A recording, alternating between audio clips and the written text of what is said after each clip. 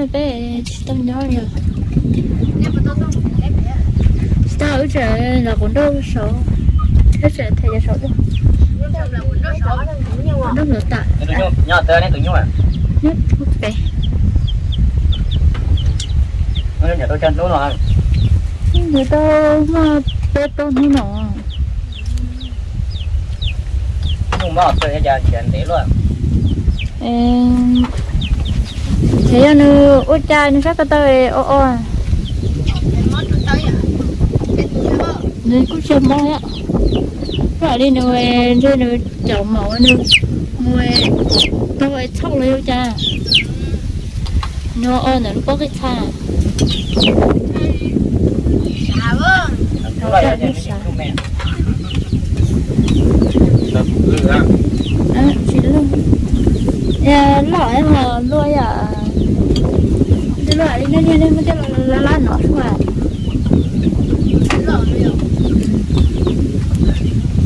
đi thuộc cửa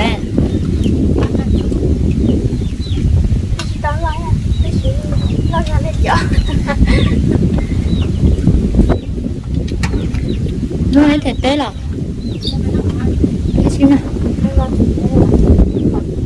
này tôi thật tế là này trong này thể đem đến theo nó cái nó tả nhờ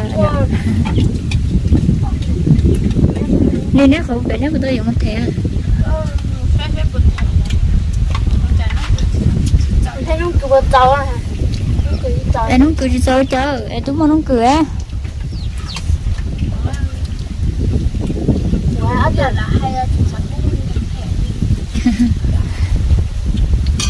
thế mà nó cười chứ thề ô của tao hay là anh tao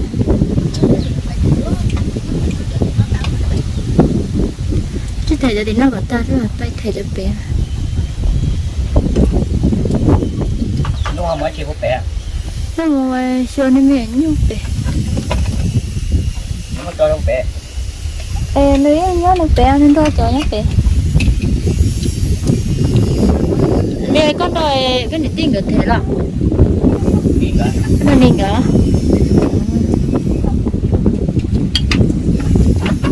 ấy phải ta tên nó nọ nè tôi thể năm nó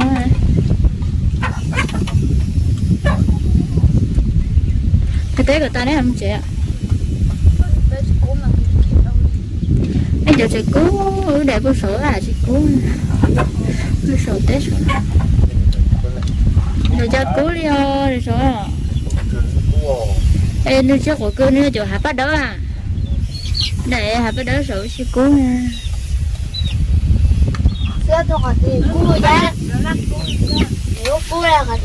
nuôi là thêm đó rồi cho nên không nên thôi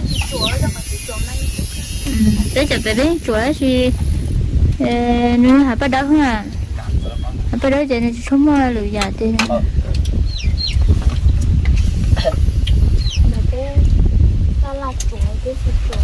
ôi sao cứu thọ là thể tế mà thể ra sao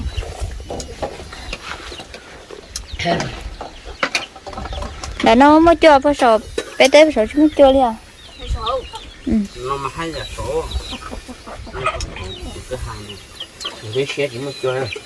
sổ lắm mua liền à đúng mua thái đầu no em mua cho sổ trống sổ à em chờ nhà đầu trên này chưa tua thì rồi tua này cũng chưa tua nha Số đấy. Té đi hả?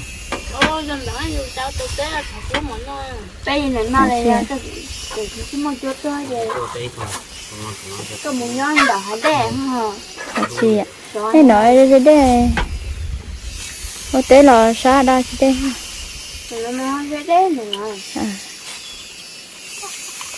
tôi đây là sản nhất về tế chứ sắm nhất là chị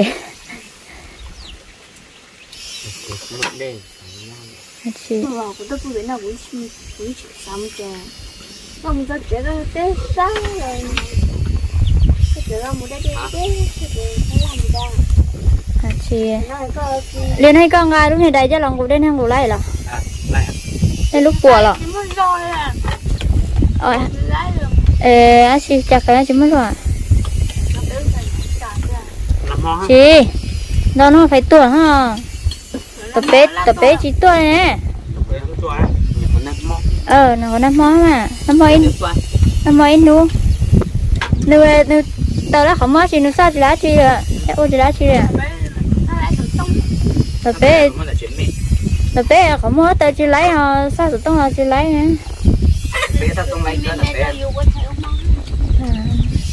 để mà chị lấy tập bé rồi cha tôi chị phải tôi chị tao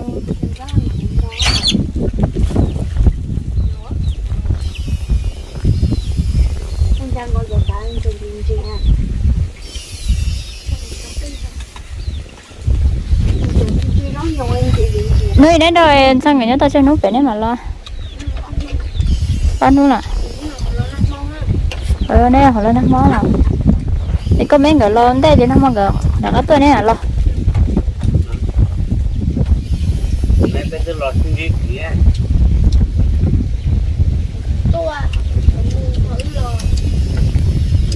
Lo. Nó vậy này lo.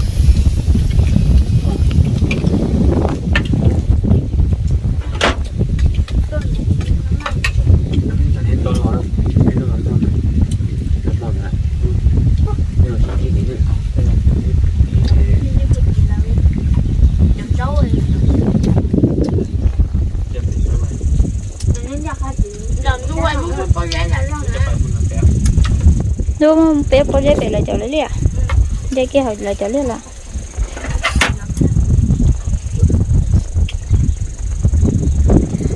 nó có chỗ đấy thể cho nó gì hết ta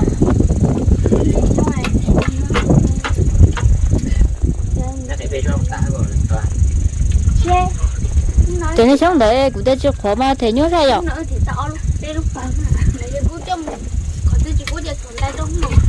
chị cố à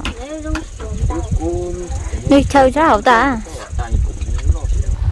này cái thấy lười chơi rồi cho nên không lo sợ ha nếu chẳng đến lúc đi rồi à nếu lúc đi rồi này là lúc này cái đã sợ là cho bé cái chi mà lỡ cuối là đi là cho bé cơ bây giờ chị mà ăn chị to sao là em trong ra cô sẽ là chủ chị tao rồi được cơ Cung luôn đó nhưng chỉ cung. phải sống trên xuống mà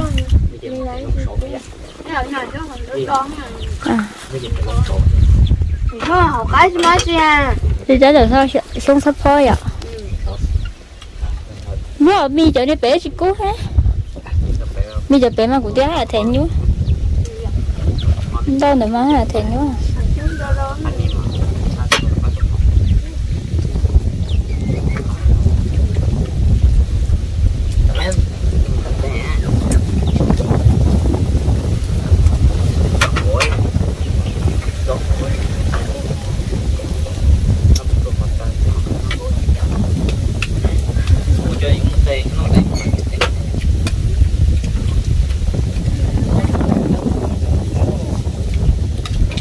trường ăn luôn tôi trường ăn luôn tôi ở chợ bây mơ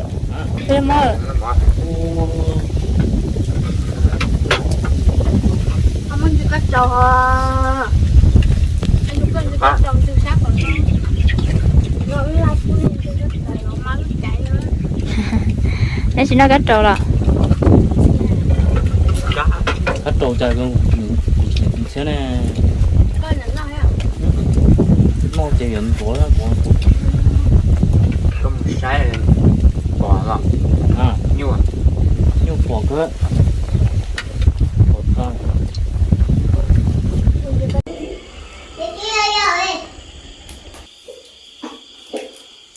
Nó nè, như nè. Nó chế bé là bé té là chế là để tới họ đi lên. Như kho rau cầu số nó cho là kia để bên nó mua sao nó đâu có thể chế sẽ rau mà là bên nó thế nữa rồi mà nó chẳng không như mà nó chè bé rồi thế thịt té bị té rồi hết chị chúng nó đó chỉ nó bé rồi nó để bố tại để lo chị nó đi lấy giấc kho rau cầu số đây rồi chỉ nó đó rồi đâu cũng phải lâu kia nó thì phải có số chín lắm còn để nó cái trong đây có số nó gì nó bé là cái đấy là thì nó chín nó đóng nó thì nó tự là cái là đây của cái số nó tự là nó mó chín nó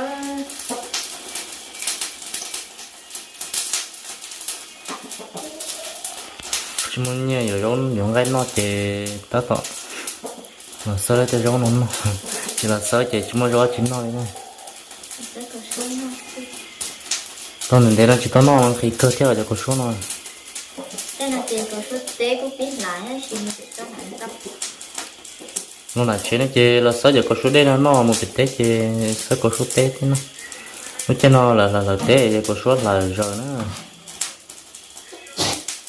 rất xe một sắp lỡ cho cô số nào số nhỏ đây nhỏ để nó trở tên đây thì mỏng mó thế này cái đây lo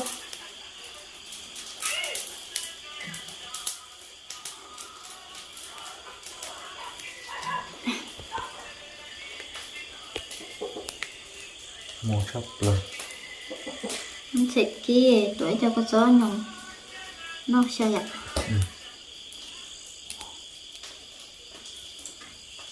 bọn nó sao bên nào sẽ cái tao sao không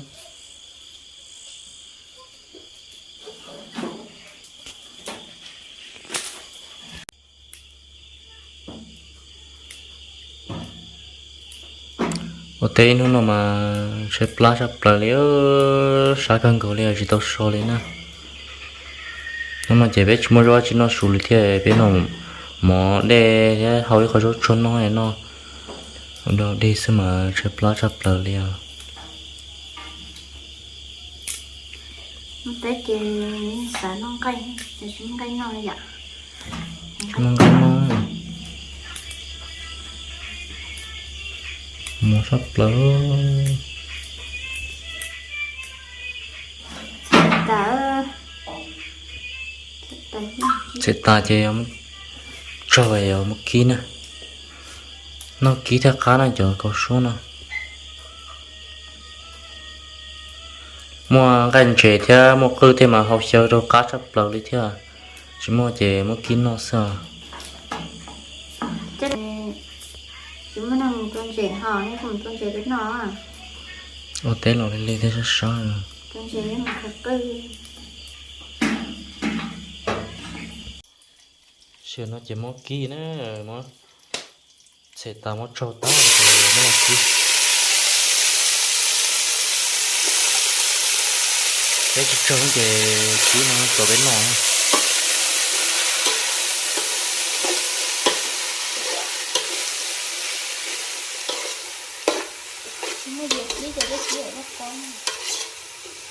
nó giờ mà số giờ ký thế liền chúng mà giờ liền mình sẽ lấy giờ thì số nó có ký sao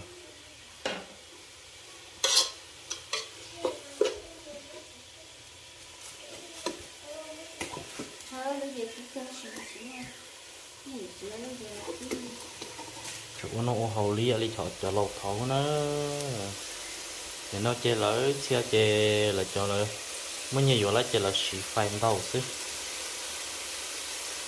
xì phai cái là xì cho tao kẹt đó thế nào nếu chỉ mới nhiều chỉ lá chơi để cho xì khó chú cho cô đi cả lầu vớt thấu uống này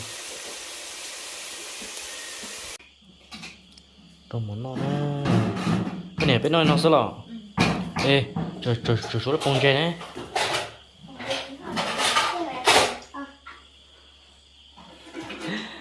nó chờ ê con số kia thì nó có cho thế này chúng mình rõ chỉ nó là chơi biết nó lên nó sao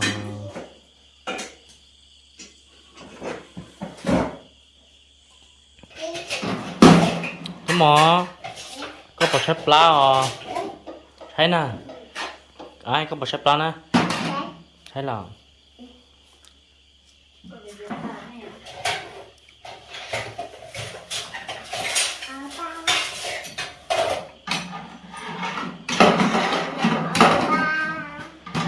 thấy nè.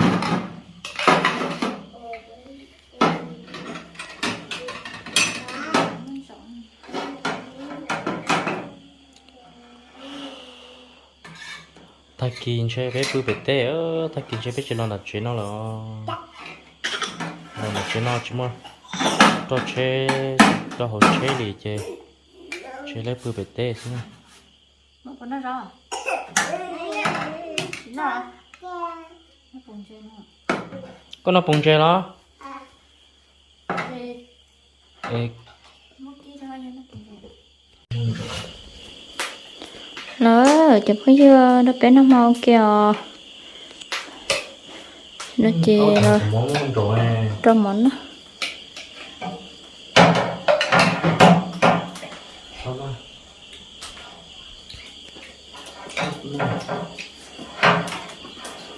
Tôi phải nó mò nữa, giống như thế. Nó lấy mò chứ, nó phải nó mò một tên nó sai. Nó mò cho bé ở quê rồi. Nghe rồi, tôi phải nó mò kia chứ. Chúng ta chỉ nói chàng nó đâu có số kim.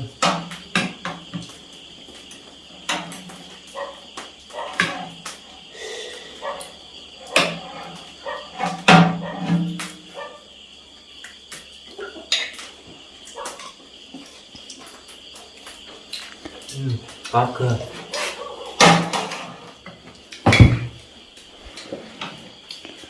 Có cơ đẹp. Có đơn yên đơn để họ. Giờ thêm. Nó có sao?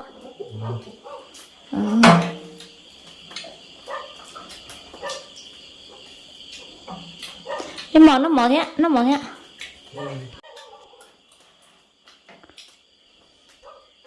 Thì bé là có một té đã một khăn là cũng rồi đó. Ở là cái ô chụp phim chứ. Nó sẽ vui chơi chỉ nói á, nó sợ thôi.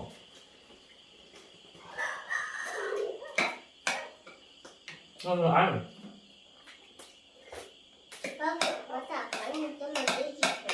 một cho bé thôi.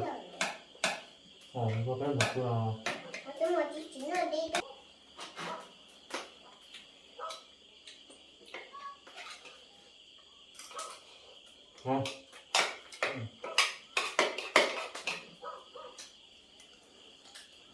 nó tự cho bé phương à con tháo cái mỏ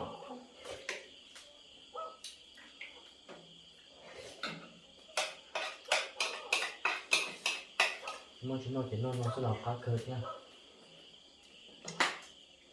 Sợ thở mà nó vỏ sợ được tiêu liền có tiêu yếu là phương không rồi sợ mà chơi được kỹ chua sao nó ốp bỏ cho nó to nó lỡ tí ha giờ đó quá chỉ tí cái trống này sao to có lo chỉ lo nó trẻ lo nó mỏ nó mỏ rồi nghe rồi nó còn này lo nhân dân cái lo bây giờ nè nó còn ta của bọn này lo nhân dân cái ngập lo nè ôi chúng tôi là sao đợi mà nó món mà to tại con lo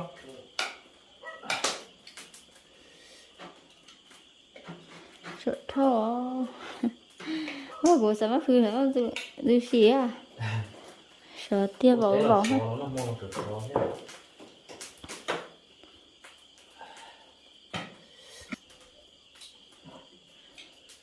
Đến giờ nó mở đâu? Nó mở cái chuyện nó mở đây nè. Nó mở á, tôi mở.